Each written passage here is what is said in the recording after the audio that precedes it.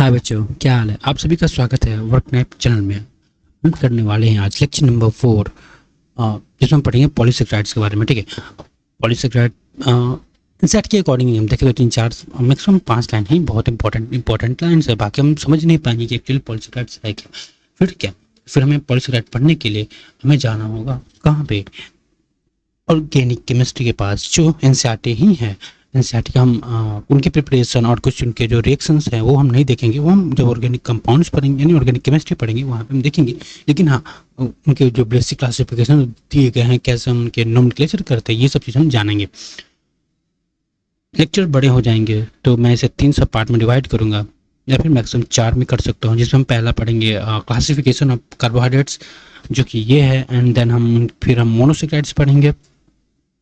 पहले हम पढ़ेंगे क्लासिफिकेशन ऑफ कार्बोहाइड्रेट्स लेक्चर में, फिर हम मोनोसेक्राइड्स के बारे में, फिर डाइसेक्राइड्स एंड देन पॉलीसेक्राइड्स के बारे में। ठीक है, तो इस तरह हम इसे ब्रेक करेंगे और हमें इजीली समझ में आएगा और ज़्यादा हमें लेक्चर लंबा भी नहीं लगेगा। ठीक है, तो कार्बोहाइड्रेट क्या है। कार्बोहाइड्रेट एक तरह का ऑर्गेनिक कंपाउंड है जो कि नेचुरल में ही मिलता है।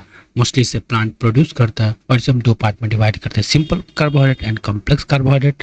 जो उनके मोनोमर्स यानी मोनोसेक्राइड के पीसेस पे होता है वो हम आगे जानेंगे। ठीक है, फिर सिंपल कार्बोहाइड्रेट्स को हम फर्दर 2 पार्ट में डिवाइड करते हैं, monosaccharides and disaccharides, and complex को पॉलीसेक्राइड्स। कुछ एग्जांपल्स देखें मोनोसेक्राइड्स का, तो जैसे ग्लूकोज, फ्रक्टोज, गैलेक्टोज, इसके एग्जांपल्स है आपके maltose, lactose and sucrose. Disaccharides की एग्जांपल है एंड पॉलीसेक्राइड एग्जाम्पल आपके स्टार्च, फाइबर, ग्लाइकोजन। हम यहाँ पे सब में एक्सेट्रा लगा सकते हैं, क्योंकि बहुत तरह के मोनोसेक्राइड्स, ओलिगोसेक्राइड्स एंड पॉलीसेक्राइड्स होते हैं। ठीक है, अब जानते हैं कार्बोहाइड्रेट्स। कार्बोहाइड्रेट्स एक्चुअली है क्या। Carbohydrates are primary produce by plant. सबसे पहले कार्बोहाइड्रेट कैसे इन्हें कौन प्रोड्यूस करता है, प्राइमरी वो प्लांट प्रोड्यूस करते हैं, and form a very large group of naturally occurring organic compound. और ये कैसे कैसे ऑर्गेनिक कंपाउंड है, नेचुरली अकरिंग, क्योंकि प्लांट प्रोड्यूस करता है, नेचर के थ्रू प्रोड्यूस होते हैं। Now some common example of carbohydrates are cane, sugar, glucose, starch. कुछ एग्जांपल्स हम देखें, कुछ एग्जांपल, सम एग्जांपल, जैसे वो केन, शुगर, ग्लूकोज, स्टार्च। ठीक है, केन शुगर आपका डाइसेक्राइड्स है, ग्लूकोज आपका मोनोसेक्राइड है, स्टार्च आपका पॉलीसेक्राइड्स है। तो पर्टिकुलर एक एग्जांपल हमने देखा। Most of them have a general formula CxH2Y। यहाँ पे x और y आपके बराबर भी हो सकते हैं और x not equal to y भी हो सकते हैं। And we are consider as hydrates of carbon. हम कार्बोहाइड्रेट्स को क्या कहते हैं, हाइड्रेट्स ऑफ कार्बन। क्यों कहते हैं, क्योंकि हाइड्रेट्स का अगर हम देखें तो उनका फॉर्मूला होता है H2O, और कार्बन तो हमें पता है कार्बन। तो कार्बन का नेट क्या है कि कार्बन जो है वो आपके वाटर मॉलिक्यूल से उनमें मिलते हैं, वाटर मॉलिक्यूल से सराउंडेड होते हैं। तो हम कह सकते हैं कि हाइड्रेट्स ऑफ कार्बन। कार्बन क्या है, एक तरह का हाइड्रेट्स ऑफ कार्बन है।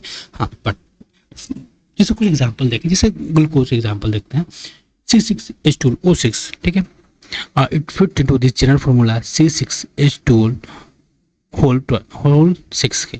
तो क्या ये जनरल हाइड्रेट्स में फिट कर, हाँ बिल्कुल फिट कर रहा है। लेकिन ऐसा बिल्कुल भी नहीं है कि सभी कंपाउंड जो इस फॉर्मूला में फिट करेंगे वो कार्बोहाइड्रेट्स ही होंगे। वही बोल रहा है कि but all the compound which fit into this formula may not be the classified as carbohydrate. बिल्कुल भी कार्बोहाइड्रेट नहीं हो सकते जो इन सारे इस सभी वैसे मोलेकुलर फार्मूला जो वैसे कंपाउंड जो इस पर फिट कर जाएंगे। जैसे एग्जांपल देखिए एसिटिक एसिड का, यानी CH3COOH, इसका अगर हम जनरल फार्मूला लिखते हैं तो C2H2 होल ट्वाइस लिख सकते हैं, जो कि देखने से लग रहा है कि आपको हाइड्रेट्स ऑफ कार्बन में फिट कर जा रहा है ना। बट ये हमें पता है कि ये कार्बोहाइड्रेट नहीं है, ये क्या है, एसिड है। फिर सिमिलरली अगर हम एग्जांपल देखें अगला रेमनोज का, जिसका मोलेकुलर फार्मूला C6H12O5, एक तरह का कार्बोहाइड्रेट तो है, बट ये आपके कार्बोहाइड्रेट्स ऑफ कार्बन के फार्मूला में बिल्कुल भी फिट नहीं कर रहा। तो हमने जाना कि कार्बोहाइड्रेट्स का जनरल फार्मूला तो हो सकता है हाइड्रेट्स ऑफ कार्बन में कह सकते हैं, लेकिन बिल्कुल भी वैसा नहीं है कि सारे कंपाउंड जो इस फार्मूला फिट हो कार्बोहाइड्रेट हो, और जो कंपाउंड में फिट ना हो कार्बोहाइड्रेट ना हो। इसका एग्जांपल भी हमने देखा एसिटिक एसिड एंड उसके बारे में। Now a large number of their reaction have shown that they contain a specific functional group. अब जब हम इस कार्बोहाइड्रेट का रिएक्शन करा रहे थे तो हमें इनके क्या मिलता है कि इनके पास कुछ स्पेसिफिक फंक्शनल ग्रुप होते हैं। अब हमें पता है कि different type of functional group होते हैं ऑर्गेनिक कंपाउंड में, जैसे आपका एल्डिहाइड, कार्बोक्सिलिक एसिड, आपके ईस्टर ग्रुप होते हैं ना, अमीन ग्रुप। तो हमने देखा कि जब इस कार्बोहाइड्रेट का रिएक्शन करा रहे थे तो इनके पास कुछ स्पेसिफिक फंक्शनल ग्रुप थे। वो क्या थे फंक्शनल ग्रुप, आगे हम जानते हैं। बस मैं बता सकता हूँ आपको, aldehyde and ketone functional group मिलते हैं। C double ketone functional group इनके कार्बोहाइड्रेट में मिलते हैं, ठीक है ना। केमिकली अगर हम डिफाइन करें किसका, कार्बोहाइड्रेट का, तो कहेंगे कि the carbohydrates may be defined as optically active polyhydroxy aldehyde और कीटोन,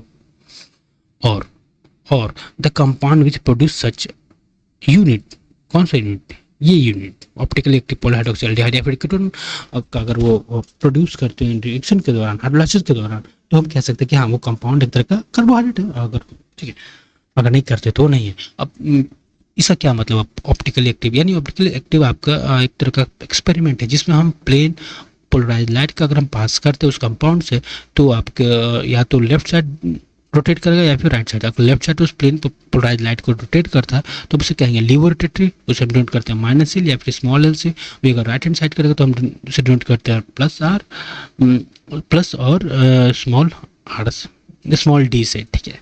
तो ऑप्टिकली एक्टिव कहने का मतलब क्या है, एक तरह का एक्सपेरिमेंट है पीपीएल, उसे जब हम पास करते हैं। पॉलीहाइड्रोक्सी एल्डिहाइड यानी अगर हम एग्जांपल देखें एक एल्डिहाइड का सी चार कार्बन का, एंड हम इसके पहले कार्बन पे हम एक फर्स्ट ग्रुप लगाते हैं एल्डिहाइड और बाकी तीनों कार्बन पे हाइड्रोक्सी ग्रुप डालते हैं, ठीक है। तो यहाँ पे 3 हाइड्रोक्सी है, मोर देन 2 है, तो हम कहते हैं पॉलीहाइड्रोक्सी है। और कैसे है ये एल्डिहाइड है, यानी कैसे हो गया पॉलीहाइड्रोक्सी एल्डिहाइड, ठीक है। तो एक तरह का क्या हो जाएगा आपका कार्बोहाइड्रेट हो जाएगा। हम कीटोन का बात करते हो 1 2 3 4 इनके एक फर्स्ट ग्रुप लगाते हैं कीटो ग्रुप, यहाँ पे वही सेम हाइड्रोक्सी ग्रुप अगर अटैच करते हैं तो ये कैसे हो जाएगी पॉलीहाइड्रोक्सी कीटोन ग्रुप। तो ये भी एक तरह का कार्बोहाइड्रेट कहलाएगा और ये भी एक तरह का कार्बोहाइड्रेट्स कहलाएंगे, ठीक है। अभी कैसे कार्बोहाइड्रेट का इनका अरेंजमेंट क्या होगा वो सब हम स्पेशल अरेंजमेंट पे डिपेंड करता है कि ओएच के चेंज करने से, स्पेशल अरेंजमेंट ओएच के चेंज करने से इनके स्ट्रक्चर का नेम चेंज हो जाता है, इनकी केमिकल प्रॉपर्टीज चेंज हो जाती है, ठीक है। Now some carbohydrates which are sweet in taste are called sugar. कुछ कार्बोहाइड्रेट आपके कैसे होते हैं, स्वीट इन टेस्ट होते हैं, उसे हम कहते हैं sugar. The most common sugar use in our home is name as sucrose. हमें पता है चीनी कैसा मीठा लगता है, तो एक तरह का कार्बोहाइड्रेट है और सब क्या कहेंगे सुक्रोज, ठीक है। और अगर हम बात करें वह सुक्रोज जो हमें मिल्क में मिलता है, दूध में, तो वो क्या कहलाता है लैक्टोज। तो सुक्रोज एंड लैक्टोज एक तरह का आपका डाइसेक्राइड है, लेकिन हाँ ये मीठा होता है, ठीक है। Now carbohydrates are also called saccharides. हम कार्बोहाइड्रेट को सेक्राइड्स भी कहते हैं। सेक्राइड्स आपके ग्रीक वर्ड सेक्रोन से है जिसका मतलब होता है शुगर, ठीक है। तो हमने देखा स्लाइड्स में कि कार्बोहाइड्रेट एक्चुअली है क्या, एक नेचुरली ऑकरिंग ऑर्गेनिक कंपाउंड जो कि प्लांट के थ्रू प्रोड्यूस होता है। कुछ एग्जांपल्स हमने देखे केन शुगर्स, ग्लूकोज स्टार्च, फिर हम इसके हाइड्रेट्स ऑफ कार्बन के बारे में जाना कि हाँ कैसे कुछ मोलेकुलर फॉर्मूला बिल्कुल फिट बैठते हैं, कुछ फिट बैठते हैं बट वो कार्बोहाइड्रेट नहीं होते, लेकिन कुछ फिट नहीं बैठते लेकिन फिर वो कार्बोहाइड्रेट्स होते हैं। फिर हमने इसके केमिकल डेफिनेशन देखा कि कार्बोहाइड्रेट एक तरह का आपका optically active polyhydroxy aldehyde ketone है, या फिर वैसे कंपाउंड जो कि जब इनका हाइड्रोलाइसिस होगा यानी जब उनके वाटर से रिएक्शन कराएंगे तो ये कंपाउंड अगर फॉर्म करते हैं तो हम कहेंगे कि वो कंपाउंड एक तरह का क्या है आपका कार्बोहाइड्रेट्स है। फिर कुछ कार्बोहाइड्रेट आपके मीठे होते हैं, स्वीट इन टेस्ट में होते हैं, तो हम शुगर कहते हैं, जैसे कुछ एग्जांपल है सुक्रोज एंड लैक्टोज, ठीक है ना। कार्बोहाइड्रेट्स का फर्दर क्लासिफिकेशन देखें तो carbohydrates are classified on the basis of their behaviour on hydrolysis. अब हाइड्रोलाइसिस का कहने का मतलब क्या है कि कोई अगर रिएक्शन करा रहे हैं किसके थ्रू, किसके हेल्प से, वाटर के, जब ये वाटर इस कंपाउंड को ब्रेक करता है तो ऐसे रिएक्शन को हम क्या कहते हैं कि हाइड्रोलाइसिस हो रहा है। वही बोले कि कार्बोहाइड्रेट का जो क्लासिफिकेशन हो रहा है उनके ये हाइड्रोलाइसिस का बिहेवियर कैसा है, यानी ये 3 में टूटेगा कि 2 में टूटेगा कि नहीं टूटेगा, इस बेसिस पे हम बताएंगे कि कार्बोहाइड्रेट कैसे हैं। तो हमें मिलता है कि कार्बोहाइड्रेट को इस बेसिस पे 3 ग्रुप में डिवाइड करते हैं। कौन कौन से, मोनोसेक्राइड, ओलिगोसेक्राइड एंड पॉलीसेक्राइड। तो मोनोसेक्राइड क्या है, monosaccharide a carbohydrate that cannot be hydrolysed further to give simple unit of polyhydroxy aldehyde और कीटोन इज कॉल्ड मोनोसेक्राइड। यानी अगर मोनोसेक्राइड अगर हम एक लेते हैं, अगर इसका रिएक्शन वो H2O के साथ कराएंगे तो फर्दर रिएक्शन करेगा ही नहीं, बिल्कुल नहीं करेगा, क्योंकि अब जो सिंगल है वो क्या ही टूटेगा, ठीक है, नहीं टूट सकता। तो हम कह सकते हैं कि हाँ वो मोनोसेक्राइड्स है। अब ऐसे मोनोसेक्राइड कितने हैं, about 20 monosaccharides are occurs in nature. इस तरह के मोनोसेक्राइड कितने होते हैं, 20 नेचर में होते हैं। मोनोसेक्राइड क्या हमने देखा ना, पॉलीहाइड्रोक्सी कीटोन, पॉलीहाइड्रोक्सी कीटोन या फिर पॉलीहाइड्रोक्सी एल्डिहाइड, सॉरी ये एल्डिहाइड है और ये फिर हम कीटोन का बात करें तो ये पॉलीहाइड्रोक्सी कीटोन। तो इस तरह हमने देखा कि जो polyhydroxy ketone, polyhydroxy aldehyde break नहीं कर रहे हैं फॉर द हाइड्रोलाइसिस के दौरान, तो वैसे कार्बोहाइड्रेट क्या कहलाएंगे? मोनोसेक्राइड्स। वैसे मोनोसेक्राइड हमारे नेचर में 20 नंबर में मिलते हैं, जैसे एग्जांपल है ग्लूकोज, फ्रक्टोज, राइबोज। ठीक है, फिर monosaccharides are further classified on the basis of number of carbon atom and functional group. अब मोनोसेक्राइड का फर्दर क्लासिफिकेशन हम उनके नंबर ऑफ कार्बन एंड कैसे फंक्शनल ग्रुप कंटेन करते हैं इस बेसिस से भी करते हैं। तो कौन से? एक aldose monosaccharide and ketose monosaccharide. नाम से ही लग रहा है कि इनके जो फंक्शनल ग्रुप होंगे वो कीटो ग्रुप होंगे एल्डोज के, और कीटो ग्रुप होंगे कीटोज के, एंड एल्डिहाइड ग्रुप होंगे किसके? एल्डोज के। Number of carbon atom constituting the monosaccharide is also introduced in the same as written from the example। यानी हम नंबर ऑफ कार्बन एटम को भी इंक्लूड कर सकते हैं, जैसे नंबर ऑफ कार्बन 3 होंगे तो जनरल टर्म क्या यूज करेंगे? ट्राइयूजेज। और उनका जो फंक्शनल ग्रुप अगर एल्डिहाइड होगा तो हम कहेंगे एल्डो ट्राइयूजेज। तो नाम से ही पता कर सकते हैं कि इनके फंक्शनल ग्रुप कैसे। जैसे हम बात करें कीटो पेंटोजेज की, तो पेंटोजेज में पता है कि 5 कार्बन होंगे और कीटो उनके फंक्शनल ग्रुप होंगे। जैसे एल्डो हेप्टोजेज, यानी हेप्टोजेज कहने का मतलब उनके नंबर ऑफ कार्बन 7 होंगे और उनके जो फंक्शनल ग्रुप कैसे होंगे? वो आपके एल्डिहाइड होंगे। तो हमने देखा कि मोनोसेक्राइड उनके number of carbon and aldehyde मतलब फंक्शनल ग्रुप के बेसिस पे इनका हम फर्दर डिवाइड करते हैं। ठीक है, द कार्बोहाइड्रेट में ऑल्सो भी क्लासिफाइड एज इधर रिड्यूसिंग और नॉन रिड्यूसिंग शुगर। हम कार्बोहाइड्रेट को उनके रिड्यूसिंग और नॉन रिड्यूसिंग शुगर पे भी हम डिवाइड कर सकते हैं। वैसे कार्बोहाइड्रेट जो कि रिड्यूस कर दें फिलिंग सॉल्यूशन या फिर टोलेंट रिएजेंट को हम कहते हैं reducing sugar. Reducing sugar and non reducing sugar हम जानेंगे और अच्छे से जब इसका हम रिएक्शन किससे कराते हैं, या फिर हम कह सकते हैं हेमी एसिटल ग्रुप। ठीक है, हेमी एसिटल ग्रुप अगर प्रेजेंट है तो हम कहेंगे कि वो रिड्यूसिंग शुगर है। ठीक है, अभी हेमिस्टर ग्रुप हम जब मोनोसेक्राइड्स के बारे में जब फर्दर पढ़ेंगे, ठीक है, डिटेल, तो मैं आपको बताऊंगा कि reducing sugar and non reducing sugar कैसे कहला रहे हैं, और डाइसेक्राइड जब हम पढ़ेंगे तो और क्लियर होगा अच्छे से। ठीक है, तो फिलहाल तो अभी हम क्या पढ़ रहे हैं? Classification of carbohydrates. ठीक है, now all monosaccharide with aldose and ketone are reducing sugar. हम याद रखें कि जितने भी मोनोसेक्राइड है या फिर अगर वो एल्डोज या पेंटोज हो, एल्डोज या फिर कीटोज हो, कैसे होंगे? रिड्यूसिंग शुगर होंगे। ऑलिगो, फिर फर्दर क्लासिफिकेशन कार्बोहाइड्रेट का हाइड्रोलाइसिस के बेसिस पे क्या है? ओलिगोसेक्राइड। तो इसमें क्या है? Carbohydrate that yield 2 to 10 monosaccharide unit. इसमें 2 से 10 मोनोसेक्राइड यूनिट को अगर ये प्रोड्यूस करते हैं, यील्ड करते हैं, तो हम कहेंगे कि वैसे ओलिगोसेक्राइड, वैसे कार्बोहाइड्रेट क्या है? ओलिगोसेक्राइड है। ठीक है, and they are further classified as a disaccharide, trisaccharide, tetrasaccharide depending upon the number of monosaccharide they produce या yield on hydrolysis। यानी अगर हम ओलिगोसेक्राइड ये ले लेते हैं, एक ओलिगोसेक्राइड ये ले लेते हैं और एक ओलिगोसेक्राइड ये ले लेते हैं, तो जब इसका एल्डिहाइड मतलब हाइड्रोलाइसिस कराएंगे तो इससे कितने मोनोसेक्राइड निकलेंगे? 3। इसका हाइड्रोलाइसिस जब कराएंगे तो कितने निकलेंगे? 4। और इसका हाइड्रोलाइसिस करेंगे तो कितने निकलेगा? 2 मोनोसेक्राइड। तो ये जो ओलिगोसेक्राइड इसे हम कहेंगे डाइसेक्राइड, ये हो जाएगा आपका टेट्रासेक्राइड, ये आपका हो जाएगा ट्राइसेक्राइड।